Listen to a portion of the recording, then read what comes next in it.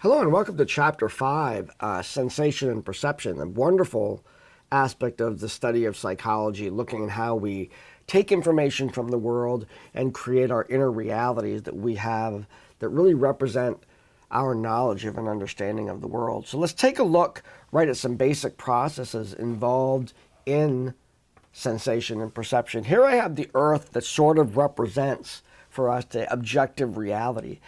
However, all that we get from our surrounding world enters into a process of sensation and perception that work together to develop our subjective reality. Now, our subjective reality is always going to be different from the objective reality because our sensory systems are not designed to take in everything in our surroundings. We can't see into ultraviolet light.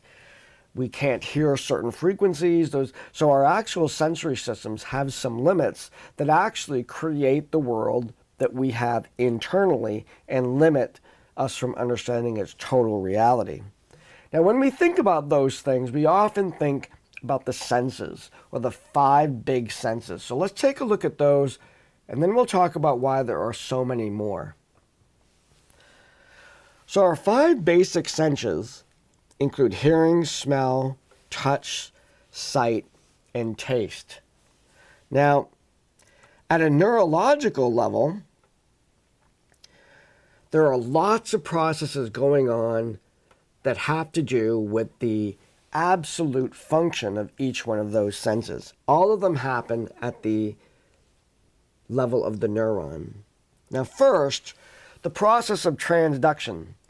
Transduction is the movement of external energy into an electronic impulse that the brain can understand. So it's a transduction system. So in chemical senses like taste, flavor molecules of whatever we're eating have to land on our taste buds. They get liquefied. They're transduced into an electrical signal. Photons come into our eye. They hit the retina. Sound waves come into our ears. Pressure, heat, pain, touch, all of those come onto our skin, and each one of those is transduced into a different form of energy. So there's that process of taking external data, raw data from the environment, and then changing it into an electrical signal is the function of all sensory neurons, is to make that change. Neurons are specialized. As I just said, there are neurons for sight, there are neurons for hearing, for touch, and for taste. And we're going to get into the vast variety of neurons there are even beyond those 5. There are upper and lower thresholds as to what neurons will respond to. As I was saying, in terms of our hearing, there are low tones, subtones, that are so low we can't hear them. We might feel them. And so that you go to a big concert, they actually direct the subs to the floor so you can feel the sound, but you can't hear that low sound. And the same with very, very high signals that are in the environment. Our ears are not, the neurons in our ears will not respond to those because they're too high or too low. In fact, the dolphin is considered one of the loudest creatures on Earth in terms of decibels. When it is squeaking very loud beyond our hearing, that tone, we can't hear it, but it can travel the globe, like a lot of the low tones that are put out by whales can travel the globe. They're just very low. That very, very loud tone from a dolphin, we can't hear it, so it doesn't bother us. If we took those same decibels and we put them into a tone frequency that we could hear, and we stood in front of the speaker, it'd be so loud that it would vibrate molecules in the air that would set our hair on fire. That's loud. That's really loud. And so keep in mind that sound waves vibrate the air. So if that's really vibrating a lot, it heats up. And that's the intensity of that sound. So very, very, very loud sounds. We also adapt, and this is I'm talking about immediate adaptation to the environment itself.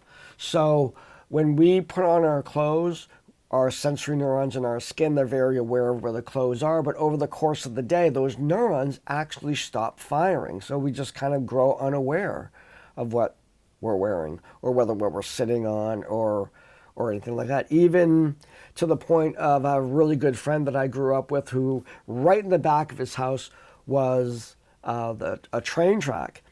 And the first time I ate at his house, we're having dinner, and this train goes by, and I'm like, oh my God, what is that? They didn't even notice it.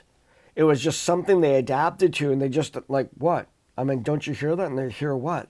The train. And then they're like, oh yeah, the train went by. It goes by all the time. They had adapted, so they actually did not notice that anymore. So incredible ability for our nervous system to adapt. Now, this is not just cognitive. The actual neurons in their ears stop picking up on those sounds. There's a feedback system that goes to those neurons and says, we're all set. We don't need to hear from you anymore. We understand that that's going on. So pretty cool stuff. Now, if we took another part of this was the sensory limits, and we just looked at the thresholds for our basic sensation. Experiments were conducted a long time ago. Some of these are a little dated, but a ticking watch in a relatively medium-sized room should be able to hear the ticking of a watch, back when watches used to tick. 3 drops of perfume in a 2-bedroom apartment, in a 2-room apartment, I mean. The landing of a bee wing from 2 centimeters above the skin. Now, I always used to laugh at this one. I mean, I learned about this way back in the 80s. They were using the same examples. I just felt bad for all those bees that were involved in that original study that lost their wings so people could drop them from different heights above the skin. I just thought that was kind of sad and hilarious. So that was my thinking back in college. We have excellent adapted vision at night. Our dark adapted vision, we can see a candle at 10 miles. This is actually, we have the same light adaptation as an owl. We just don't see movement as well as an owl does. And finally, taste, be 2 teaspoons of sugar in a 2-gallon container of water. We will be able to distinguish those. Now, adaptation that I was talking about might be felt when we sit on a chair, when we put our socks on, or when we step in a puddle and our socks get wet, something we're aware of those sensations again. I put the words mindfulness there because when we practice meditation and mindfulness, we're actually focusing very much on those senses that we have. Sorry about that, my phone call came in. The senses that we have around us right now, focusing on those in the beginning of mindfulness and being aware of how things feel and touch, taste, smell, all of those things, we can get into a state of mind of real deep focus on those particular sensations. Okay. Now, I'm going to go through a list here, starting with vision, that goes into how many different senses we actually have. We actually have much more than 5, and I want you to keep in mind that with all of these, we have thresholds, limits on what we can hear, limits on what we can sense, and specialized neurons for each one of these. So you're going to find out we have a lot more than 5. We have, for instance, light, color, red, green, and blue neurons within our retina for recognizing all of those. In taste, we have sweet, salt, sour, bitter, and umami, which is a heartiness or a kind of like mushrooms, although I don't like mushrooms. In hearing, we have specialized neurons for language, music, volume, pitch, tone, and location. Nociception, which is the experience of pain, we have cutaneous, somatic, and visceral Cutaneous being in our skin, somatic inside. Visceral is when things happen outside of us, like loud sounds or startles or crashes, and we have that sort of sense of pain. Smell, we have 2,000 different receptor types for different smells. Now this is, when we look at our sense of taste and we think of the sense of smell, they work cooperatively to produce all the different flavors that we have. So our basic taste buds are those that I put on the screen. There are 2,000 different sensory neurons for smell, which add to the variety of food taste. That's why when you have a cold, like I have right now, things taste bland. You're pretty much stuck with those original tastes. You don't have the richness of the smells associated with the food. That's another chemical sense. We have the chemicals going in our mouth, and then we have the chemicals in the air coming from the food to develop the richness of smells and taste that we have. Touch, we have light touch, pressure, itch. We can sense magnetic fields. Thermoception, of course, this is heat and cold. Now, an interesting thing about heat and cold, and sort of a mystery, is there's really no such thing as physical cold. Cold is not an entity. It's either there's heat there or there's not. It's just the degree to which there's heat available. And that's why heat exchangers can still find heat in the cold air. There's always heat all the way to absolute zero. So there's no thing called cold. Yet, we have neurons for sensing heat, and we have neurons that respond to cold, which is they're responding to the absence of heat. Now, if you think about how neurons work, that's kind of a very interesting thing to think about. Nothing is stimulating, it's just the absence of heat, and the degree to which we experience the absence of heat activates other neurons that we're cold. So it's not that heat neurons stop firing, is that there's another neuron that gets activated that tells us that we're cold. Think about that one for a bit.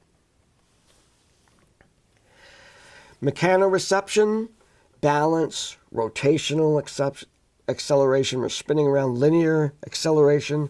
Proprioception, that's we could close our eyes and put our limbs in different ways. We can still sense where those limbs are. Kinesthesis is that's the movement of our muscles and bodies, is muscle stretch, and muscle stretch, muscle spindles. So you got tendons, and then you have organs, like when you stretch your arms, or you stretch your arms out. When you stretch your arms out like this, you're getting that tendon, but when you stretch a muscle like that, the sensation in that muscle right there is the muscle spindles. So all different neurons. And then we have interoceptors. These are receptors inside of our body that measure blood pressure, arterial blood pressure, central venous blood pressure, head blood temperature, blood oxygen content, cerebral spinal fluid pH. By the way, that's considered, it might be the shiver that we get.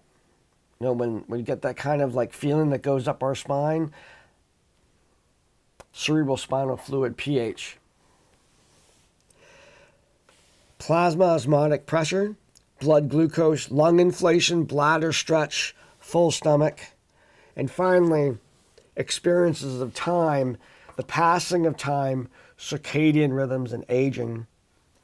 One thing I will say about the passing of time, I have experienced in my life an unusual amount of times when I have looked at the clock and it says 11:11.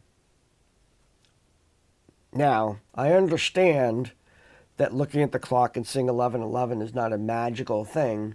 It happens a lot, and I just like many things, you notice something when it's unusual, and you kind of have a sense of, well, I'm going to notice it. So I don't notice, and I don't take note of the times that I look when it's not 11:11. I'm only surprised when it is 11:11. However, this is not uncommon. There's actually an 11:11 club. People in the world that have experienced the notion of seeing 11:11 on their clocks way too often for it to be just chance. So I'm going to be looking into that. So where we find ourselves right now is we've just discussed the sensation half. This is the raw data coming into the person. Now we're going to put the brain at work, and the brain starts to earn its keep by taking that information and translating it into information that we can use. We're going to look at different categories of this. First, we make meaning out of things that, from the outside world. We look for consistency in the world. Expectations that we have influence what we see. Social and cultural impacts impact how we interpret information. And we can also be tricked. So first we're going to look at making meaning, probably one of the more powerful aspects of perception. In fact, there's a theory of dreams. The reaction synthesis theory of dreaming is that the random firing of our brains during REM sleep is actually converted into dreams because the brain is so good out of making meaning out of relative meaningless. But without even going there, we simply need to look at the dark night sky and we see the constellations. So here we have stars that are in the sky, and yet we see shapes in the sky based, and of course you look around on the left-hand side here, we have the different zodiac signs, the constellations having to do with astrology. So we see these as meaningful, but they're not. These stars were not put in those places to make images. We project them upon the sky and we connect the dots to make those images true. In fact, if you look at the constellations and you look from culture to culture, you find out that they have different things relative to their own culture. So Native Americans, for example, look at the Big Dipper and they see the bear. So it'd be something more relevant to that culture. Now, that brings us to the next part. Next example of that is called Peridolia. And Peridolia is the notion that we tend to see faces in objects when the right stimuli are there. So I have some examples here. This is a drain. It looks like an eye, doesn't it? But it's water going down a drain. It's all sudsy on the outside. Here we have kind of a sleepy house. You know, the windows on the roof kind of look like eyes. Here we have one airplane just told a really funny joke to another. Here we have kind of a very tired cup, maybe drooling a little bit there. You have sports cars here that have a kind of a demon face on them.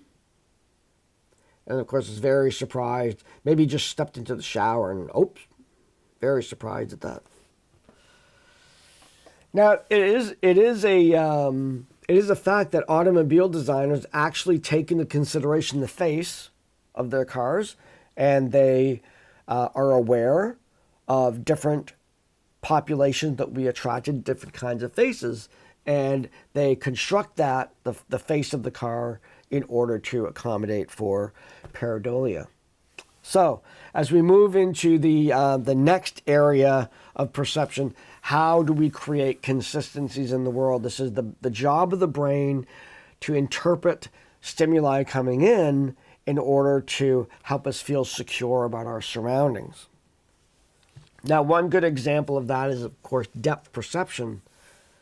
Now, when we are looking at things that are close, you notice that the angle of our eyes is converged, and the closer it gets, we get to a cross-eyed, and when objects are distant, our eyes become more like they're looking forward. Now, the muscles on the side of our eyes that actually control that process of looking at something close and then moving back and looking at something far, those are sent to the occipital lobe as part of the information that we use to determine whether something is far away or close. That information doesn't only go to the brain so that we can move our eyes. It actually goes to the occipital lobe so we can take that into consideration. It's not the only clues that we have, however, for understanding the world in 3 dimensions. Here are some depth perception cues that we have. We have occlusion, which is when one thing is lying upon the other. We would probably think that in the top left-hand corner here, that the blue dot is on top of a red dot because they overlap. Then we have relative size. We might not see 2 different canisters of different sizes. We might see that one canister is further back. And then we have just the casting of shadows. Here I have one dot that's sitting on the paper, seems to be resting right on it, whereas the other one seems to be floating above. So shadows play a really large role. Then you look in shading. What you're looking as you're changing the light source. And depending on the kind of artist you are, you look at the one on the left, the light source is kind of from the top coming down. Now we have a tendency, because we're human beings that live on Earth, that we sense light comes from above. We put lights on the ceiling. It's rare that we put lights sideways. I mean, we do, but we tend to have a sense that light comes from the top. So our expectation is that the bottoms would be in shadow. So when we see an image like the second one here, it kind of looks like cupcake holes there. We're being consistent that the light is coming from above. We could maybe pretend that the light is coming from the bottom and it would be the same as the other one before. But because we have a tendency to see light coming from above, we'll see these as holes rather than bumps that are sticking out on the left-hand side one here. We have distance to the horizon. We might have, this is not as good an example, but the ball in the middle might be seen as smaller, and the ball in the right would be seen as further, kind of the opposite of relative size, because there's a horizon. Then we have texture gradient that kind of moves things to the back. There's also relative size going on here. And then linear perspective. And this is particularly true in the modern world, where there's a lot of things that have been created linearly. And we could see this as a triangle with various slats going across it, but it might be even easier to see this as a train tracks that go off into the distance. So the top is further away, and we assume that all those slats are the same length as we move away. Now I'm going to show you the other set of ways in which we understand and organize the world come from Gestalt psychology. They include processes of continuation, similarity, closure, proximity, symmetry, and figuregram. Some of these are in accordance to what we've already watched, figure grounds, when you have something over the other. These, however, really would be really good if you look online, find a video on Gestalt perception, and watch that video to see how these particular things work. And just very, very fascinating things. Now let me talk about a couple other things. We also experience movement in objects if the movement is happening in a way that tricks our brain into thinking the object is actually moving. So in animation, what happens in animation is there's multiple individual pictures. This happens in the movies, of course, but animation is simpler.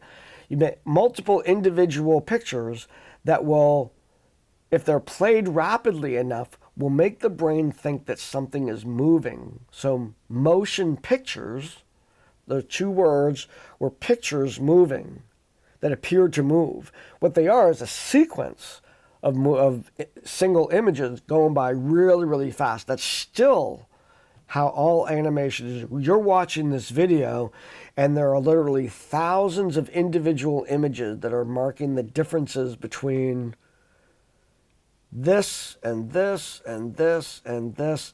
And the resolution, how many images per second, really has to do a lot with how smooth the animation is. If you look at old cartoons, you see they're sort of jerky because they really didn't draw enough images to make them very finely resoluted. You look at modern animation where computers literally thousands of images per second, and you see that very, very smooth animation. So I created an animation here. This is just an animation tool within Keynote, and I'm going to show you apparent motion. So this dot is moving along. It looks like it's moving, but that was literally hundreds and hundreds of images that created that dot moving and gave you apparent motion. What about expectations? What about when we're going into a situation, when we have thinking about what it might be like already, how does that affect our perceptions of things? And what I want to do is tell you about a concert that I went to see years and years ago. There's an artist by the name of Barry Manilow. Now, I joke about Barry Manilow quite a lot. I actually think he's a great artist, and I like lots of his songs. But he was sort of not, I'm a rock guy, and this is sort of, lounge music and stuff like that. And so I was going to the concert with my girlfriend at the time, and I had very low expectations for this concert. I thought it was just going to be boring, just going to be whatever. And as we arrived there were some people sitting in front of us. We started talking to them, and he had a rock t-shirt on. I had a rock t-shirt on. And we're like, here we are at Barry Manilow concerts with our girlfriends. What's this going to be about? Well, anyway, he comes out and completely blew my expectations away. Probably one of the best performances I've ever seen in terms of interaction with the music, interaction with the audience, and whatnot. So just kind of my expectations going in. Luckily, I didn't, hold on to those expectations. I was pleasantly surprised, enjoyed the show very much. Him and I were like two of the people that came up first for a standing ovation. Just a great show. And Barry Manilow does have fame. You probably know him a lot. If you don't know him for his original music, he is a jingle writer. And early in his career, he was a jingle writer. So I've prepared a little image here. Barry Manilow wrote the song Like a Good Neighbor, State Farm is There. He wrote the McDonald's You Deserve a Break Today at McDonald's. And of course he wrote the I Am Stuck on Band-Aids because Band-Aids stuck on me. Now, we might think that that's kind of corny, but I bet he made some serious cash on that. So our expectations going in influence the way we're going to see things. Now think about that in terms of when we're going into to meet someone, we have expectations of what they are. We're going to class and expectations of those things. Expectations sometimes trip us up. Something very important that we have to keep watch on and maybe keep our judgments until we actually experience something. It's a defense mechanism. If we're going into a situation, we're expecting it to be, tough. We're going to have an argument or something. Our bodies are gearing up for that. But sometimes it can really trip us up. And if I had let it, I would have not enjoyed that concert by Barry Manilow. Now let's look at another one of our areas of sociocultural impact. And I just want to throw this in your face. Here it is, the plate of bugs. This actually came from a menu. This is something you can order. Those are not fries. Just look closely. These are all insects. Yikes. Not food for me, but food for most of the world. Most of the world has insects on its regular diet. They are plentiful and very nutritious. There's even a movement in the United States to try and process them in a way that's more edible. So we might get, some food substance or something where the filling is primarily insects, but it's been disguised, doesn't quite look like a caterpillar anymore. But because it's an incredible source of food and very, very plentiful. Now, finally, we look at the area of tricking the mind. Now, because of the way the neurons work and the way our brain works, we can create images and sounds and textures that fool us, that provide for us illusions. So I want to go through some of those here. And that is, if you look at this image, if you focus on any of the white circles, you'll notice that the other circles kind of go gray or black even. And what that is an adaptation within the retina, where when a neuron in your retina is picking up on the white light, it actually sends chemicals to the surrounding neurons to suppress their activity so that you can see the edges of that white more clearly. That suppression in the surrounding neurons dims the light in the other white circles, so you end up getting something like that. Wow. Here we have, these are, see these squares here, and it really gives you the sense that the horizontal lines are actually crooked. They are not. If you have the ability to walk and look at your screen here sideways, you'll see that these are all parallel lines.